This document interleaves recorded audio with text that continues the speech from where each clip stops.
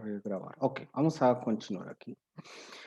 Então, nesse sentido, também existe, como vemos nessas questões locais que já vimos, nessa retroalimentação da variabilidade regional causada pelos ecossistemas ou a vegetação, vamos a ver também que existe uma variabilidade temporal na biota, nas mudanças da mesma vegetação.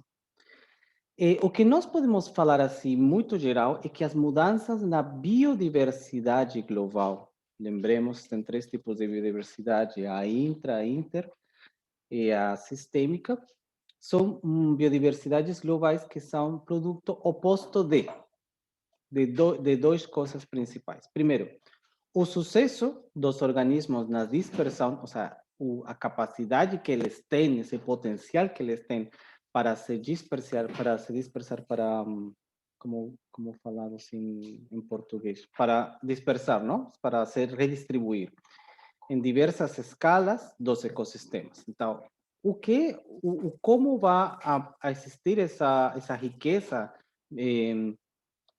ou essa diversidade, essa riqueza de diversidade biológica depende mesmo das capacidades de dispersão desses meus organismos nas diferentes escalas ecossistêmicas. Então, aquela espécie que é muito consiga se dispersar suas sementes ampliamente, vai ter maiores oportunidades de vida, não? E de existência. Entanto, também, as mudanças no ambiente que evitam a existência ou dispersão desse organismo. Então, se, por exemplo, esse organismo, essa espécie, ainda assim, quando fosse muito, ou um potencial muito grande para se espalhar, espalhar é a palavra, acho, estender, dispersar, espalhar, dependem tanto de aquele ambiente onde ele vai a chegar. E se esse ambiente onde ele chega muda ou não muda, continua, e também dessas variabilidades. Então, entendemos aí, não? Isso depende muito do clima, não? Como se nós levamos um pé de alguma árvore, de alguma planta e queremos do norte queremos trazer para aqui, mas aqui não vai ser possível a causa que tem mais frio, tem muitas mudanças, não tem esse tipo de umidade, essa grande quantidade de umidade que tem no norte. Então, por isso é importante entender que depende tanto da capacidade desse organismo, dessa espécie, como as limitações que vai impor esse mesmo ambiente onde ele vai chegar. Então, todas essas mudanças são resultado da interação entre os processos biológicos e os fatores do ambiente, aqueles fatores abióticos, assim, entre aspas, porque não é tão abiótico.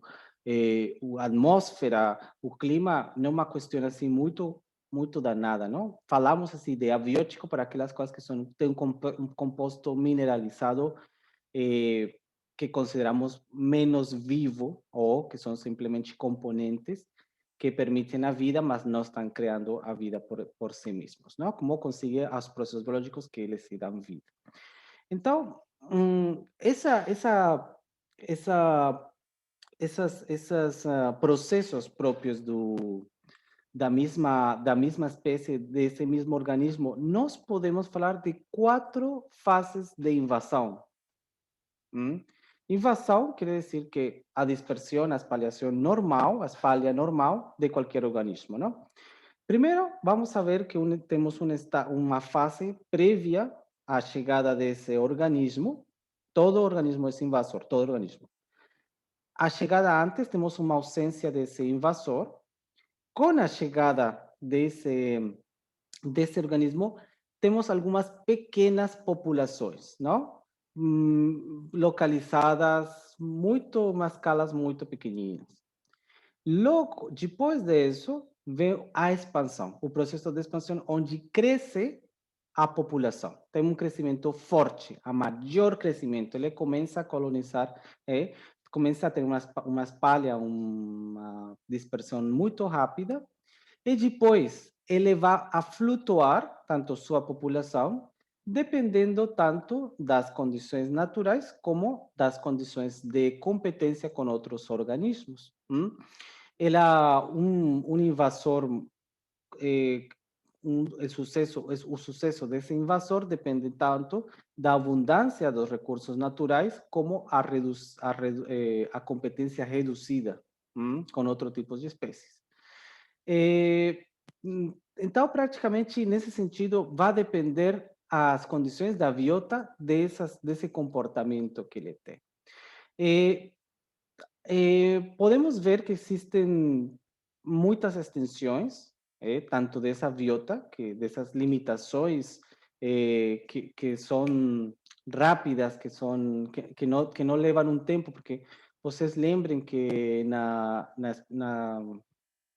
seleção natural depende da capacidade de se adaptar de uma espécie a seu ambiente, não?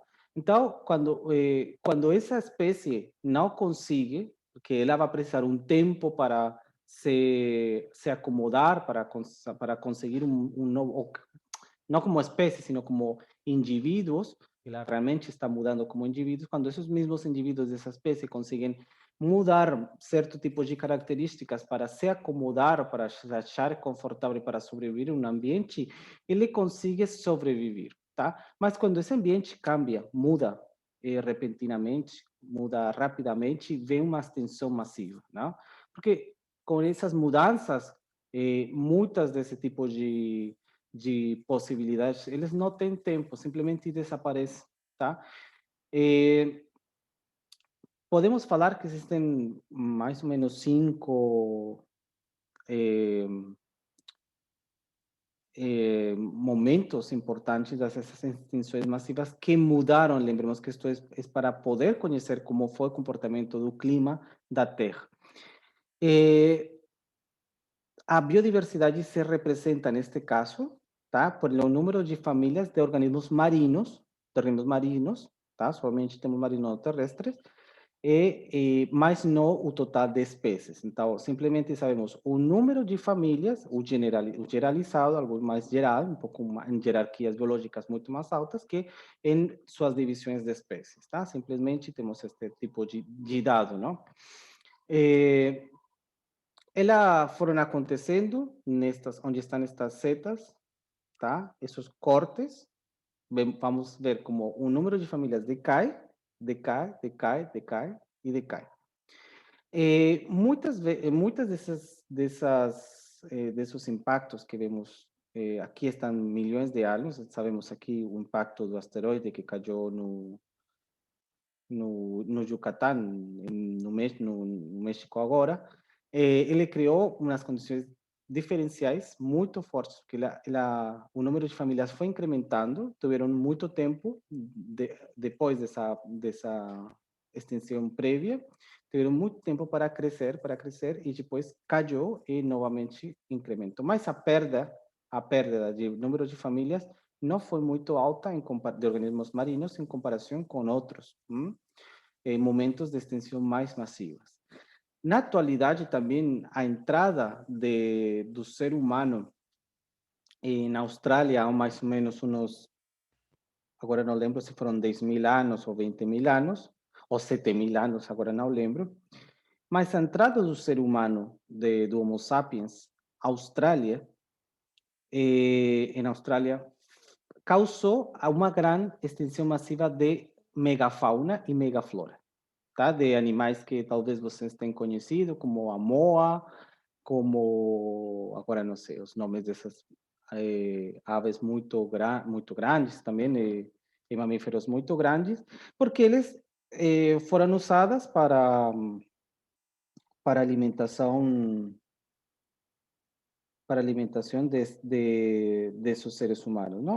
Por ejemplo, ay, acho que esta no va a ser muito. Mas, por exemplo, não? Esta é uma moa. Não sei se vocês conseguem enxergar o meu celular.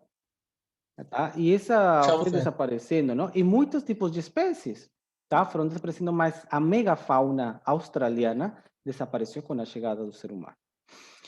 E, também porque o ser humano gosta muito dos ovos das aves, então, quando eles começaram a desaparecer de aves que colocavam um ovo cada 3 meses, cada 6 meses, tá, não tinham forma de se repor. Mas podemos falar assim que existiram extinções massivas de todo tipo. Entre elas está tanto a queda do grande meteoro, do impacto de asteroides, como neste caso da desaparição, da extinção massiva dos dinossauros, que não somente foi o impacto, não foi também ficou mais escura a Terra, começou movimentos dos solos, começou umas novas erupções volcânicas, a redução da biota, e isso começou a decair, não? Não tudo desapareceu em um dia, foram anos, décadas, centos de anos até eles totalmente desaparecer. Porque também seu corpo precisava de uma quantidade de oxígeno que não estava livre no ar nesse momento a causa da poluição que causou a queda do cometa. Então, nesse sentido, entender também que essas diferenças, essas extinções massivas, têm um tempo de desaparição, não como vemos aqui, são anos entre que isto acontece e isto acontece, são anos, tá? São décadas. Também algumas dessas extinções massivas apareceram tanto com a queda do nível das águas, quando começaram a se congelar, quando começou a ser as glaciais, com cada era glacial, o mar disponível, a água disponível é menor, o corpo de água é muito menor, então, nesse sentido, a capacidade de recursos disponíveis é muito menor. E também, que acontece muitas vezes, e também aconteceu depois da queda do cometa, é o aquecimento e a perda de oxígeno, não? Com o aquecimento, com mais dióxido de carbono disponível, a quantidade de oxígeno é muito menor, e por isso esses grandes animais não têm espaço para morar nesses planetas, porque não têm a grande quantidade de oxígeno disponível, tá? Quando vocês estão, por exemplo, aqui no nível do mar, vocês vão no gramado, vão um pouco mais arriba, vocês vão sentir como seus pulmões vão ficar sem ar, tá? Vocês vão ficar um pouco mais cansados, tá? Por exemplo, eu sou de Bogotá, quando eu vou para a minha cidade, que fica a 2.600 metros sobre o nível do mar, são 2.600 metros sem oxígeno para mim. Tanto, não consigo nem subir escadas, nem caminhar rápido, nem correr, tenho que estar tudo lento, assim, não? E essas diferenças de oxígeno, são praticamente um tipo de limitante para espécies, incluso aquelas espécies que são grandes também, não? Porque elas precisam de cheiar seus pulmões grandes e começar esse ciclo. Então, nesse sentido, vamos ver como as situações do clima, né, vão modificar as condições bióticas e de compensação entre as espécies, tá? Nesse sentido, também temos mudanças próprias da mesma biota, da mesma biologia, que vão mudar o clima, não? E esses são chamados processos biogeofísicos. Biogeofísicos quer dizer que eles estão em relação entre a biota e as condições geofísicas. Por exemplo, 3 tipos de... Ah, eu não estou gravando, gente. Ah, não sei se estou gravando. Preciso que vocês me lembrem. Mateus, você vai ficar Tá encarregado. gravando, professor. Tá Você gravando. você vai ter que... Você vai ser o encarregado aí de me falar para Tá gravar, senão certo. depois esqueço, por favor. Então, por exemplo, Mas tá gravando. está gravando, sim. Eu pensei que não. O que acontece, por exemplo, com 3 tipos de florestas diferentes, por exemplo, a floresta tropical, aqui a floresta, como será chamada em português? Média, ou tipo de floresta de climas mais médios, e um tipo de floresta boreal, tá? Um tipo de floresta das latitudes muito mais altas, não? Então, aqui, por exemplo, temos os bosques tropicais, tá? Neste rango. Aqueles de médios e aqueles que são mais boreais, tá? E essa diferença, esse tipo de presença que tem essas florestas nessas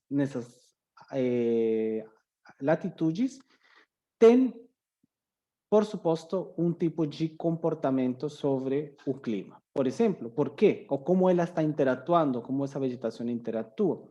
Podemos falar de três efeitos principais. O primeiro deles é o efeito que eles têm sobre o armazenamento de carbono, um armazenamento forte de carbono. Por exemplo, os, em comparação entre os bosques tropicais e os bosques boreais, depende do rápido crescimento que eles têm. Por exemplo, se vemos que é mais importante para manter, para armazenar ou para capturar o carbono, uma floresta que vá crescendo, uma floresta nova, tá? Porque para o crescimento das plantas, para crescer as plantas precisam desse dióxido de carbono. Então, quando elas estão crescendo, elas vão a consumir uma grande quantidade de dióxido de carbono. Mas, se eles crescem já totalmente, eles já ficam aí velhos, já, eles não vão a armazenar ou a capturar a mesma quantidade de dióxido de carbono que eles fizeram quando foram novas. Então, por isso, entender que aquelas florestas que têm uma maior mudança, tá?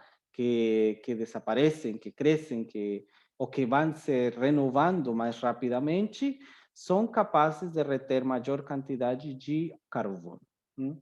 Outro deles, por exemplo, o enfriamento evaporativo, não? Tem um forte enfriamento evaporativo à medida que vai ficando mais perto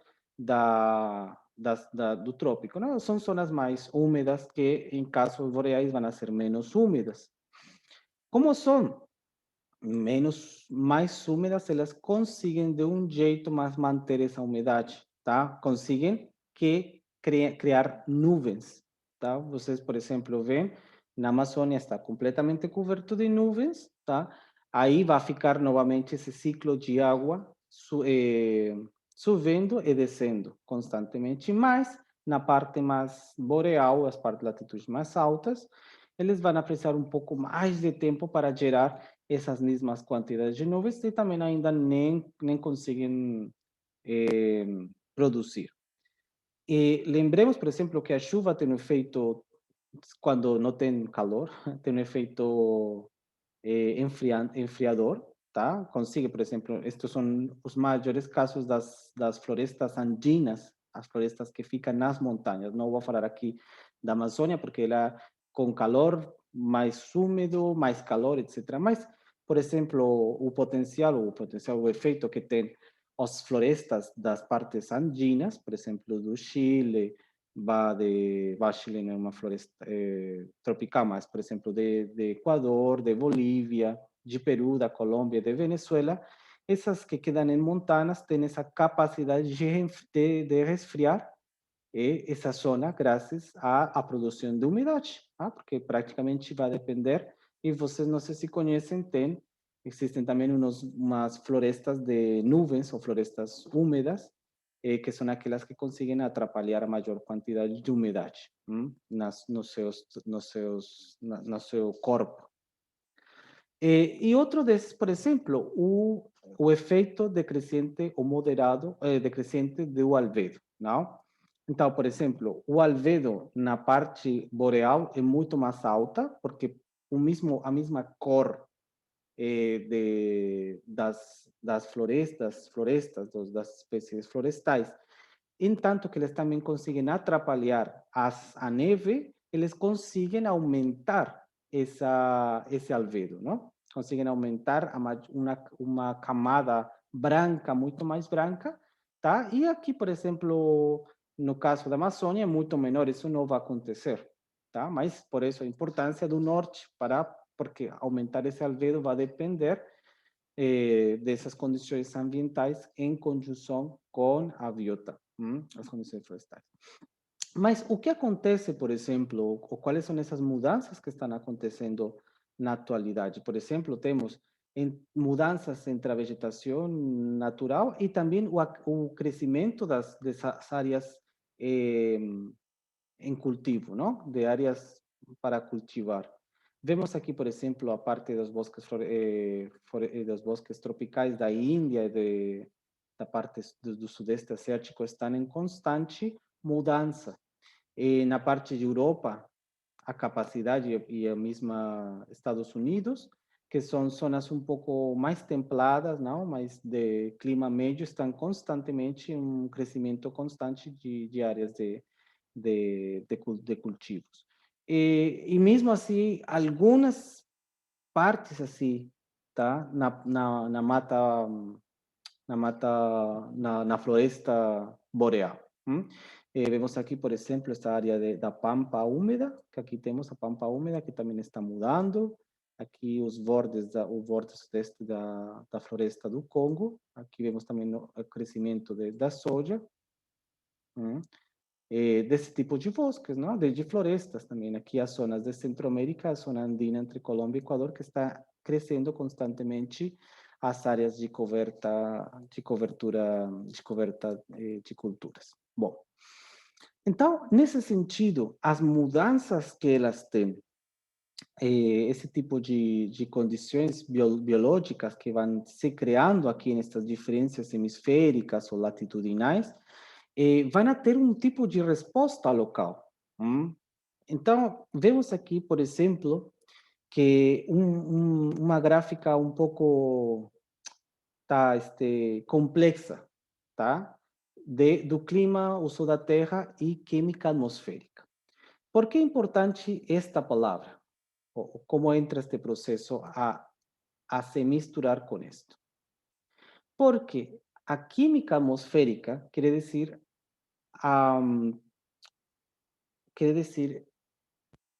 a composição que tem a atmosfera de gases, tá? Ou composição de algumas partículas ou partículas, de componentes químicos que tem essa atmosfera. Mas esses componentes químicos são somente o resultado das dinâmicas que tem o uso, que tem a coberta vegetal, tá? A cobertura vegetal. E a palavra é coberta vegetal ou cobertura vegetal? Cobertura, professor. Cobertura.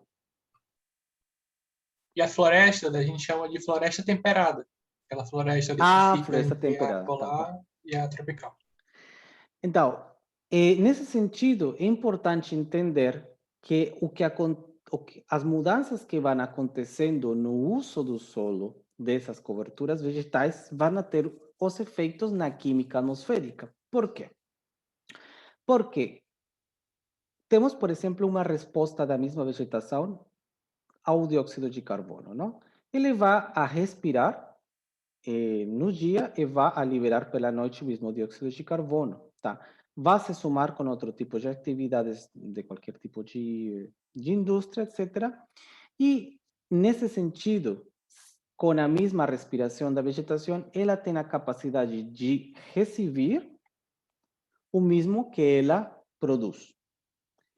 Em alguns casos, em muitos casos, falar assim, ela consegue a vegetação, a presença da vegetação consegue respirar mais do que ela, mais não.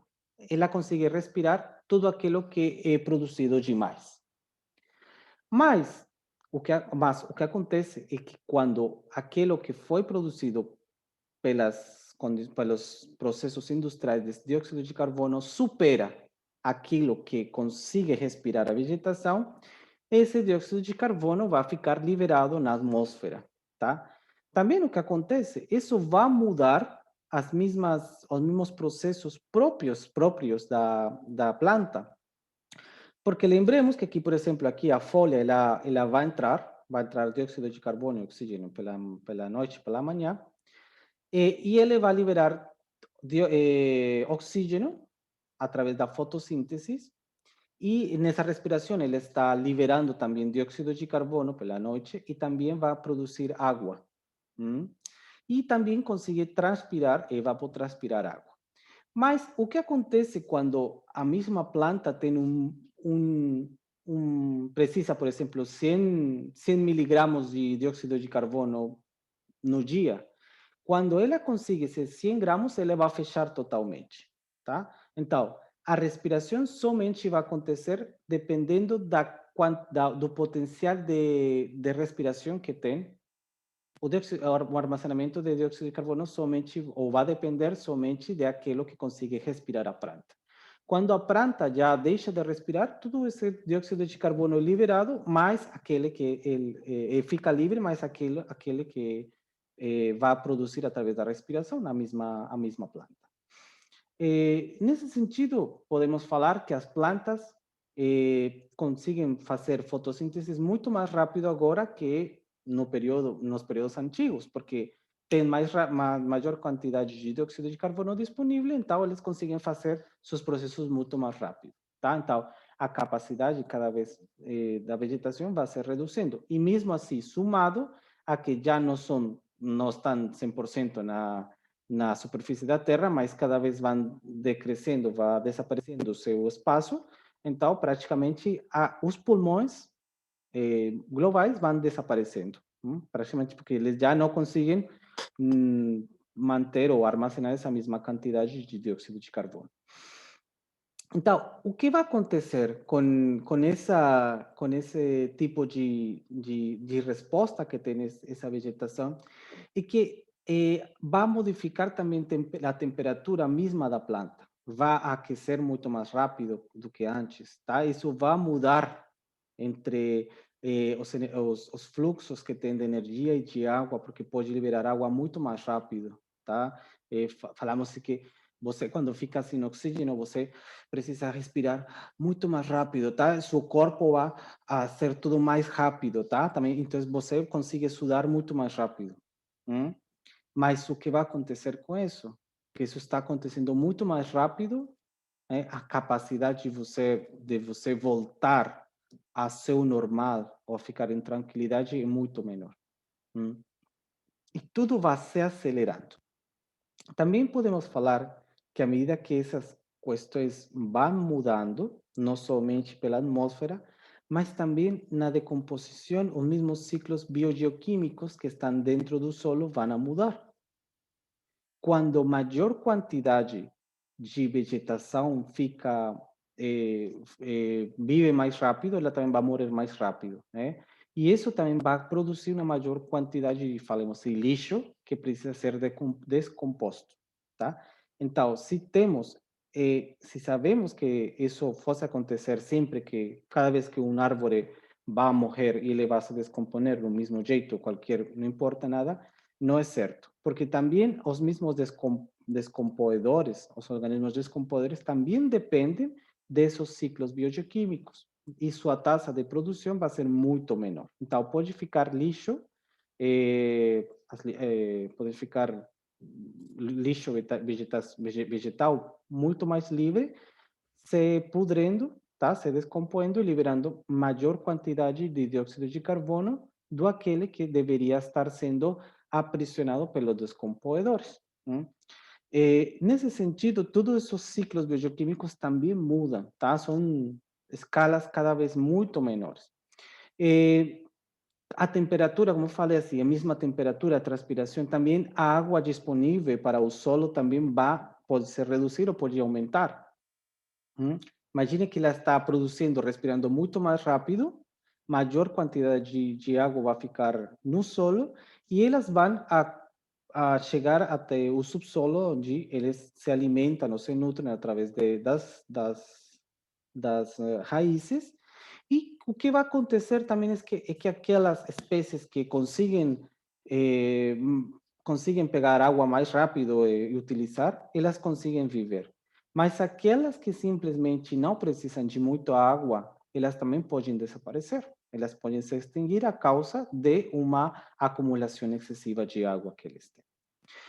E isso somente estamos falando do uso do solo. Mas lembremos que o fitoplâncton no mar é aquele que produz maior quantidade de oxígeno e que consigue transferir e fixa maior quantidade de dióxido de carbono que as mesmas florestas. E também é o único que consegue remover o carbono inorgânico, aquele que é mineral, completamente mineral, e consegue extrair diretamente da água.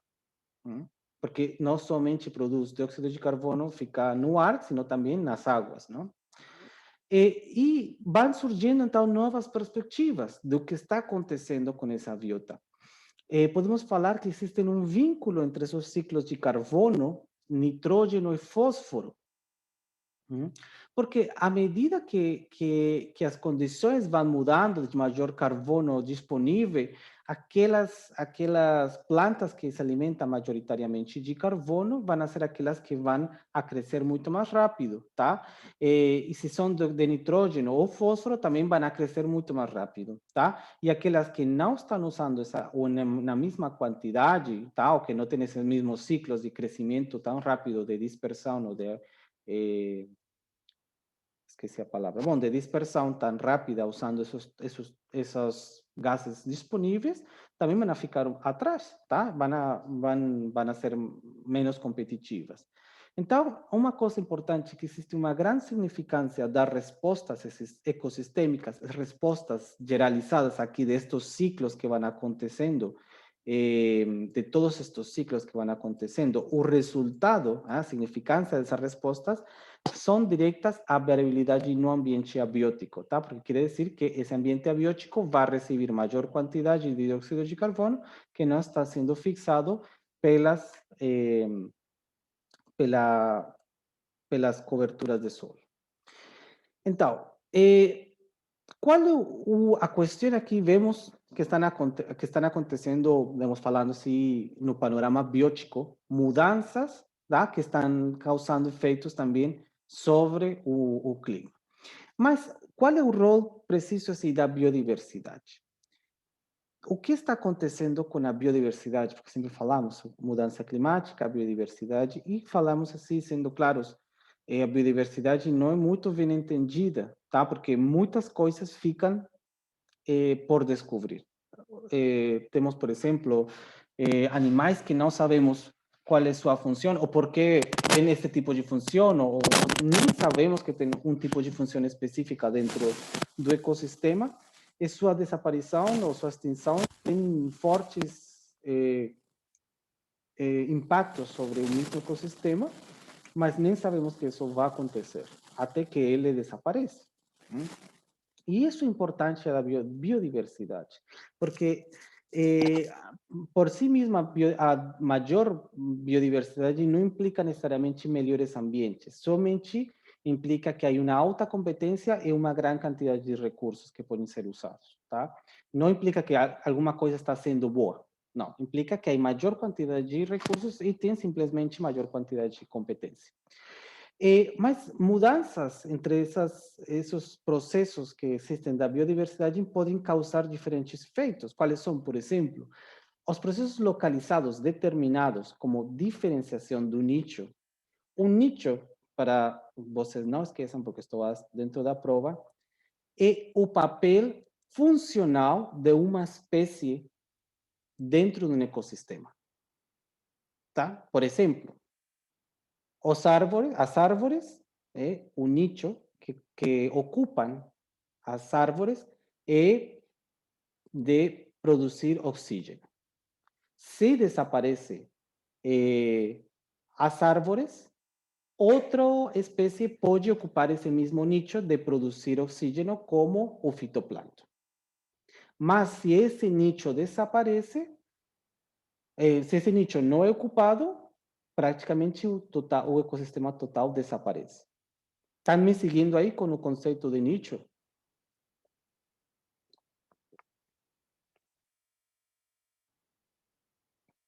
Olá, gente. Sim, professor, estamos. Bom, Olá, estou aqui, prof. tá, mas estão me acompanhando aí? Sim, sim, sim. Bom, então, essa é a importância do nicho. O nicho ecológico é praticamente esse espaço funcional que pode ser ocupado por qualquer espécie, tá? Mas quer dizer que precisa ser ocupado por alguma espécie. Então, esses processos localizados como múltiplos nichos e a facilitação de se acompanhar uno com os outros, com maior número de espécies também implica necessariamente maior nichos ecológicos completos. Então, o nicho é simplesmente uma função. Um espaço que precisa ser, um espaço vácuo que precisa ser, ou vazio que precisa ser ocupado, tá? Então, com maior número de espécies, tem maior probabilidade que esses nichos ecológicos sejam completos, tá? Espécies capazes de aproveitar, por exemplo, ambientes pobres em nutrientes. ¿Por quê? Porque se existe alguma espécie florestal que nem precisa de muitos nutrientes, ela consegue capturar uma umidade, manter umidade e consegue dar vida no redor, tá? Mas se nesse tipo de espécies que não conseguem chegar até aí, simplesmente não tem jeito de recuperar ou de armazenar umidade. Então, desse jeito é que são possíveis as diferentes relações sinérgicas que vão para o mesmo local entre as diferentes espécies, como, por exemplo, a fixação simbiótica do nitrógeno. Porque o nitrógeno, que vamos a ver aqui, por exemplo, é absorvido pelas plantas, o nitrógeno atmosférico é assimilado, tá? Ele consegue ser descomposto, tá? E cria amônio, por exemplo, que depois vai nitrificar, vai a criar... Ah, perdão, desculpe que não estava mostrando com o ponteiro. Acá. Opções do ponteiro. Ponteiro lá. Isso, aqui. Desculpe. Então, por exemplo, consiguen as plantas los descomponedores descomponen a planta, consiguen capturar junto con el amonio, crear, nitrificar a través de algunas bacterias, crear nitratos que van después a ser asimilados nuevamente por las plantas. Então, existe un ciclo en el cual precisan descomponer os mismos componentes e depois criar novos elementos que vêm praticamente, por exemplo, neste caso, de um nitrógeno atmosférico, que é simplesmente N2, a um nitrato que vem com oxígeno e que depois vem com ozono misturado, tá? E isso consegue criar esses nutrientes, tá? E esse ciclo precisa ser composto por esse espaço por os descomponedores, tá? Esse nicho ecológico dos descomponedores. Vou fechar e abrimos novamente no mesmo link, por favor.